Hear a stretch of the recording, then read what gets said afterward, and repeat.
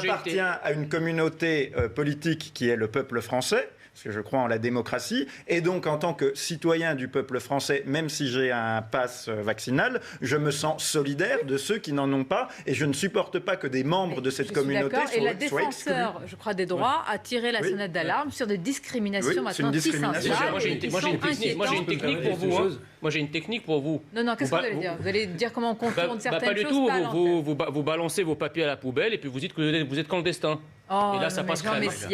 Non, mais attendez. Vous savez ce qu'on J'ai le droit de dire que c'est un Osweiss, le pass sanitaire, on va faire un scandale. Non, vous allez faire un scandale. Non, mais faites ce que je vous dis. Jouez aux migrants clandestins qui n'ont pas de papier, qui est en séjour irrégulier, et vous aurez le droit d'aller partout. Sans rien présenter du tout. Nous avons des agrégés de philosophie, des gens qui réfléchissent véritablement à une question, vous voyez. Moi, je suis sur le terrain, comme dirait l'autre.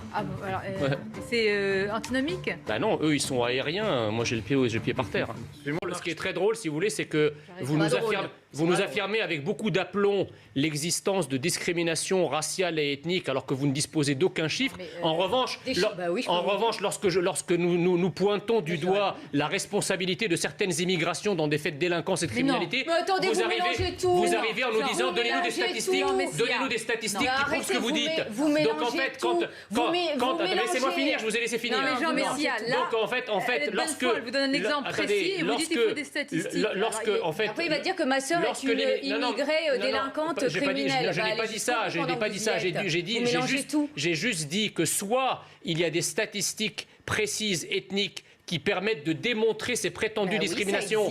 Exactement. Exactement. Vous savez par quoi? Exactement. Vous savez par quoi? Non, par les prénoms et noms. D'accord. C'est-à-dire qu'il y a des chercheurs. Non, mais vous avez des chiffres. Qui évaluent. C'est quoi la proportion de personnes discriminées? Jean Messia, là, ça devient stérile. Non, ça ne devient pas stérile parce que c'est un débat. Non, au contraire, Sonia Mabrouk, c'est un débat très important parce que lorsqu'on dit. Vous ne pouvez pas nier certaines réalités, même si vous n'avez pas des chiffres de statistiques. Ben si, justement, parce que lorsque nous disons, attendez, laissez-moi finir mon raisonnement. Lorsqu'on dit qu'il y a un lien entre l'immigration et la délinquance, entre certaines immigrations et la délinquance et les criminalités, nous sommes sommés de donner des chiffres, des statistiques, etc. Donc en fait, quand l'immigration participe à des phénomènes nettement moins glorieux que des prétendues victimisations et discriminations, là effectivement, on est sommé de prouver. Mais prouvez ce que vous dites à ce moment-là. Mais ma sœur, elle a fait l'objet de ça. C'est un cas individuel. J'arrête le débat. Jean Messia. Non, mais c'est pas bien.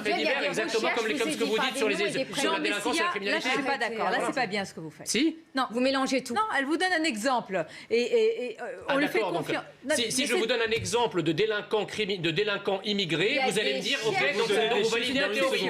Allez, moi, je voulais juste faire deux. Donc voilà, je crois qu'on est en plein. Ce que vous dites est tout à fait clair. Et en plein pétage de plomb islamo-gauchiste. Je suis entièrement en accord avec vous. C'est vrai qu'il y a une. D'abord, il y a une frérisation de l'islam de France, parce que l'islam de France, il faut le reconnaître, est entre les mains des frères musulmans, avec la bénédiction, effectivement, des élites dirigeantes françaises qui ont confié la gestion de l'islam de France soit à des frères musulmans, soit à des salafistes, effectivement. Donc ça, c'est le premier point. Le deuxième point, c'est qu'il y a aussi le nombre. C'est-à-dire que vous connaissez la célèbre phrase d'Engels, à partir d'un certain nombre, la quantité fait qualité. Donc effectivement, lorsque là, excusez-moi, pas forcément le cas ici. Mais si, parce que c'est une cantine privée, c'est pas le Crous. Il y a le restaurant universitaire et ça c'est une cantine privée, donc le mec qui vend ça, il a besoin de gagner de l'argent, donc s'il n'a pas de clientèle pour ça ou très peu de clientèle, il proposerait pas ses produits. Il y a des subventions, il y a une logique économique derrière qui fait qu'il s'adresse quand même à une certaine clientèle. Donc quand on nous explique effectivement qu'il n'y a pas d'islamisation de la France, alors que pas seulement là d'ailleurs, mais que le manger halal, etc. se généralise dans des portions de plus en plus importantes de notre territoire, il est difficile de venir ensuite nier à la fois le remplacement et l'islamisation de la France. Là, nous en avons un exemple emblématique. Le remplacement. Oui. Comme 61% des Français, il y a effectivement... Oui, c'est une question qui a été posée. Certains disent maintenant, je préfère dire pour être totalement objectif, que c'est une théorie complotiste. Non, ce n'est pas une théorie complotiste. C'est une théorie complotiste à partir du moment où on accrédite l'idée que certains se réunissent autour d'une table pour l'organiser. Mais en fait, le remplacement, c'est la conséquence d'une politique migratoire folle qui est organisée depuis 81, on va dire. Les chiffres. Il y a un vrai problème, il faut analyser les vraies causes. D'abord, les problèmes ne sont pas exclusifs les uns des autres. Vous pouvez effectivement avoir un profond malaise identitaire, civilisationnel et en même temps une très grande pauvreté. On peut pas noyer l'un par l'autre ou exclure l'un par l'autre. Bon, ça c'est la première chose. La deuxième chose, je suis d'accord avec vous. Dans un pays normalement constitué, dont les élites auraient protégé l'identité sur le long terme, auraient, comment dirais-je, fait valoir ce qui constitue notre être national ontologique, notre culture, nos racines, etc. Il n'y a aucun souci. On n'aurait jamais parlé de préférence nationale.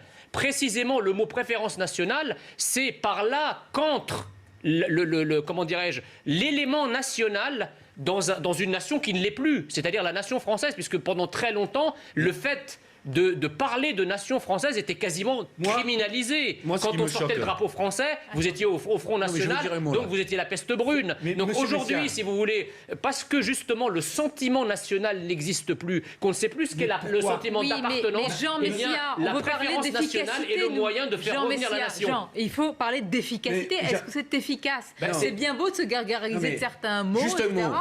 Non mais attendez, quand on dit... je termine là-dessus. Quand la secrétaire d'État dit qu'il y a 500 000 emplois qui ne sont pas pourvus en France et que pour cela, effectivement, on ne peut pas faire de préférence nationale. Mais je croyais que les étrangers étaient là pour remplir les emplois que les Français n'acceptaient pas. Alors, elle est où cette théorie? Intéressant. Mais en réalité, quel est le principe de la préférence nationale sur l'emploi? C'est quand les emplois sont rares, préférence ou priorité va aux Français. Je vous vois acquiescer, Jean Messia, mais encore faut-il qu'on trouve, j'allais dire, des employeurs pour les emplois. Déjà, encore faut-il qu'il y ait des emplois, donc il y ait de la croissance, mais c'est encore plus vrai, effectivement, quand les emplois sont rares. Je précise quand même que ce dispositif existe dans des pays qui ne sont ni des pays d'extrême droite, ni des pays intégristes. Aux États-Unis, pour faire venir des travailleurs étrangers, il faut que l'employeur démontre qu'il a cherché pendant je ne sais pas combien de mois sur le marché du travail américain des gens qui seraient prêts à accepter le travail et prouver qu'il n'a pu trouver effectivement une compétence qui répondrait finalement à sa demande. Je ne vois pas que les États-Unis soient un pays non démocratique ou un pays particulièrement extrémiste. C'est une grande démocratie et elle pratique ce principe. Il y a même d'autres pays du Sud, pays en Orient, en Turquie, où il y a beaucoup de réfugiés. Vous savez, Madame Mabrouk, c'est très simple. Ils ne sont pas choqués de la préférence nationale. C'est pas une question mais c'est une question presque pragmatique. À quoi ça sert? C'est très simple en fait. C'est-à-dire que pour qu'une nation, de manière générale, pour qu'une nation existe, il faut accepter l'idée que les membres de cette nation, c'est-à-dire les citoyens, aient des droits et des privilèges desquels sont exclus les étrangers. Parce que si les étrangers ont exactement les mêmes droits que les citoyens, dans ce cas-là, il n'y a plus de nation. Et le plus extraordinaire, c'est qu'en France, on en arrive à parler de préférence nationale, ce qui est la preuve qu'en fait, la nation n'existe plus. Mais si. Juste, d'abord, c'est le cas. C'est pas le cas, non? Pas pour tout. Vous mélangez plusieurs choses. Il y a l'immigration légale, d'accord, et l'immigration illégale. Oui. Ce que vous pointez du doigt, c'est l'immigration illégale. Non, c'est uniquement. Pas du tout. Laissez-moi finir. C'est uniquement. C'est faux ce que vous dites. Si, parce que c'est l'immigration illégale qui permet de contourner le code du travail. À partir du moment où les gens n'ont pas d'existence, vous pouvez les payer au lance-pierre. S'ils ont une existence légale, ils sont obligés de se soumettre à la loi du travail, au code du travail. D'accord. Qu'en pensez-vous? Je crois que l'atmosphère était très bon enfant. Il ne s'agit pas non plus d'exagérer les choses. Bon, alors c'est vrai que je suis tireur sportif par ailleurs, donc c'est vrai que des règles de sécurité pour la manipulation de l'arme n'ont pas été en l'espèce respectées. Cela étant, ceux qui fréquentent un peu ce genre de salon savent que toutes les armes qui y sont présentes, non seulement bien évidemment ne sont pas chargées, mais en plus les culasses sont souvent démontées. Donc de toute façon, ça ne peut pas tirer. Alors voilà, c'est pas non plus un drame. Je pense que certains essayent de profiter de n'importe quelle fenêtre de tir, c'est le cas de dire, pour attaquer Zemmour sur la forme, parce qu'en fait, ils n'ont rien à lui opposer au fond. Si c'était un autre responsable, alors la politique ou candidat, ce n'est pas encore son cas, qui aurait mimé ce geste? Oui, parce que vous savez, on se souvient d'Emmanuel Macron déguisé en Top Gun au début de son mandat, puis dans un sous-marin avec une uniforme de sous-marinier. Voilà, il jouait à la guéguerre. À l'époque, je n'avais pas moi-même commenté. Et d'ailleurs, ceux qui aujourd'hui ensevelissent Éric Zemmour sous la critique, on ne les a pas entendus non plus. Donc, il faut arrêter avec ça. Alors, le deuxième argument, c'est que certains en profitent pour dire, voyez, en fait, on parle d'Éric Zemmour tout le temps. C'est les médias qui font Éric Zemmour, puisqu'il n'y a pas un jour qui se passe sans qu'on en parle. Mais attendez, si les médias faisaient Éric Zemmour, mais les médias qui peuvent être acquis à d'autres candidats, pourquoi ils n'ont pas fait Anne Hidalgo? Pourquoi les médias n'ont pas fait Mélenchon? Pourquoi ils ne font pas Jadot? Si c'était juste les médias qui faisaient les candidats. Je pense que les médias parlent effectivement des candidats qui, eux, parlent au peuple. J'ai compris. Moi, ce qui m'intéresse... Ce que je veux dire, c'est que symboliquement, le niveau de fragilité de Marlène Schiappa est hallucinant. Mais il peut y avoir aussi le niveau je rejoins ce que tu disais il y a un instant, à savoir qu'effectivement, là, on a une réaction hystérique du gouvernement par rapport... Hystérique, oui, disproportionné. Allez, disproportionné. C'est ça vos mots qui sont disproportionnés. Et par contre, mais attendez, vous vous rendez compte que ces gens-là réagissent à la blague de Zemmour avec cette arme qui n'est pas défendable. La réaction du camp Zemmour à la blague de Gaëtan Matisse, elle n'était pas hystérique. Ils étaient tous en train de pleurnicher. Oh là là, Gaëtan Matisse a fait une blague méchante contre nous. Non mais d'accord, mais attendez, moi je trouve pas drôle Gaëtan Matisse. Mais Marlène Schiappa, c'est pas Coluche. Je veux dire, c'est une ministre de la République. Zemmour non plus. Séquence, etc. Et il y a les sujets. On va parler tout à l'heure de juste un dernier mot, mais les gens en fait réagissent à cette séquence, alors même qu'effectivement, quand il y a des agressions, des gens qui utilisent des kalachnikovs, ils réagissent pas. Ils vous disent c'est des faits divers, et des déséquilibrés. Ils vident la réalité. Là, ils augmentent la réalité avec leurs mots, et quand la réalité est cruelle et sanglante, ils la vident de sa substance par les mots.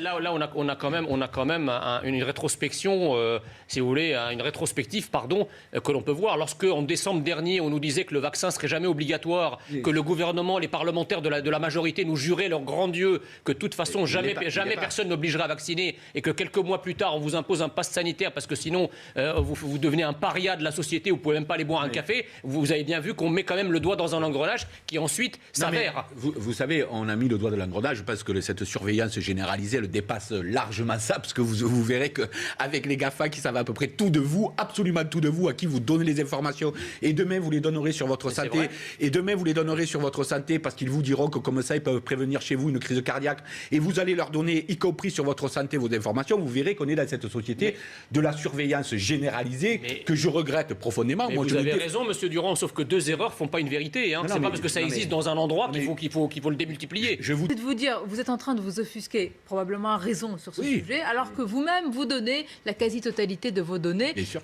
Bien sûr.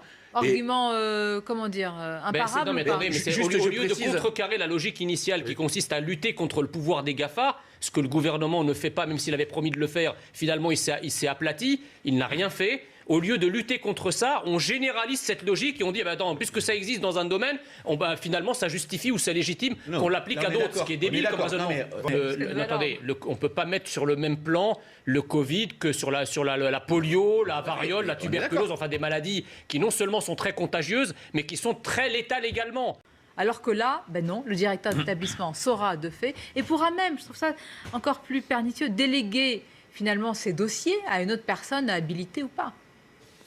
Écoutez, toute cette évolution, moi, me semble extrêmement dangereuse parce que effectivement, on peut exciper d'un contexte de crise sanitaire au nom duquel on nous avait dit qu'on pourrait accepter quelques coups de canif, quelques entailles, effectivement, dans notre liberté collective et individuelle pour pouvoir sortir de cette crise sanitaire le plus vite. Or, ce qu'on constate, à mesure que les mois et les années passent, c'est que les coups de canif sont devenus des coups de hache. Et donc aujourd'hui, nous avons effectivement un gros souci avec la protection de nos libertés et du secret. Parce que, à la limite, si vous aviez une obligation vaccinale et qu'on vous dit est-ce que vous êtes vacciné ou pas, là c'est attesté dans des carnets, dans un document officiel qui vous permet effectivement de demander si quelqu'un est vacciné ou pas. Mais à partir du moment où vous restez dans l'ambiguïté d'une obligation vaccinale qui se fait en se faisant pas, tout en se faisant, c'est-à-dire à travers le pass sanitaire, là, c'est la porte ouverte, effectivement, à toutes les intrusions, du public. Mais imaginons, on organise un voyage dans un pays africain autre où il y a cette nécessité d'avoir certains vaccins. Dans ce cas-là, on a accès à votre dossier? Non, dans ce cas-là, vous présentez un passeport, effectivement, dans lequel vous avez tamponné les vaccins que vous avez eus. Mais si vous voulez, si le vaccin n'est pas obligatoire, le simple fait de demander à quelqu'un s'il est vacciné ou pas, eh bien, c'est une intrusion dans votre vie privée et c'est une entaille au secret médical parce que vous n'êtes pas obligé de vous vacciner. Donc, c'est exactement comme pour le vote. Si je vous demande pour qui vous votez, vous n'êtes pas obligé de répondre. Eh bien, si le vaccin n'est pas obligatoire, si on vous demande est-ce que vous êtes vacciné ou pas, eh bien, vous n'avez pas le droit de le demander, en fait, parce que c'est pas obligatoire. Je note que si c'est important. Il y a plusieurs choses dans ce que vous avez dit. Je suis globalement d'accord avec votre propos. C'est vrai que, bon, moi, la cause, si vous voulez, des refus d'obtempérer ou la défiance générale vis-à-vis des institutions qui proviendraient des jeux électroniques, excusez-moi, vous avez cité la Corée du Sud, vous avez parfaitement raison. Il y a des tas de pays où vous avez effectivement un usage parfois abusif des jeux électroniques sans qu'on ait une société aussi ensauvagée qu'est la nôtre. Donc il n'y a pas de lien direct de cause à effet entre les jeux vidéo et puis la criminalité ou la délinquance dans les rues. Va prononcer le mot immigration. Voilà. Non.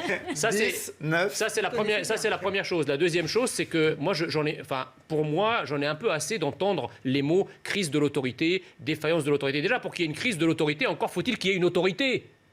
Or, aujourd'hui, il n'y a plus d'autorité, puisque l'autorité, la notion d'autorité est vidée de sa substance. C'est-à-dire que ceux qui sont censés représenter cette autorité sur le terrain, que ce soit des flics, que ce soit des profs, que ce soit que sais-je encore, eh bien, ils sont totalement décrédibilisés par les institutions qu'ils représentent, par leur hiérarchie, notamment par les politiques et par certains médias. Et donc, il n'y a pas d'autorité. C'est-à-dire que s'il y a une autorité, elle sera de toute façon respectée, parce que le propre de l'autorité, là je parle sous le contrôle des philosophes, le propre de l'autorité, c'est qu'elle soit respectée. Évidemment. Quand elle existe. Si elle n'est pas respectée, c'est qu'elle n'existe pas. Voilà. Et la dernière chose que je voudrais dire, c'est que, en fait, c'est pas la population, si on les refus d'obtempérer, ils ne concernent pas toute la population. Oui, il faut dire les choses telles qu'elles sont. On parlait de réel tout à l'heure. C'est pas comme on dit, par exemple, la population a un problème avec la police. Non, la population n'a pas un problème avec la police. L'écrasante majorité de la population, non, mais pas plus que les discriminations tout à l'heure. Mais ce que je veux dire, c'est que l'écrasante majorité de la population n'a pas de problème avec la police. Vous, quand on vous demande de vous arrêter, je suppose que vous le faites. Moi aussi. Oui. Par contre, vous avez certaines populations, effectivement, pour qui la police est presque un ennemi de race, parce qu'ils représentent la France et parce qu'ils sont blancs. Voilà.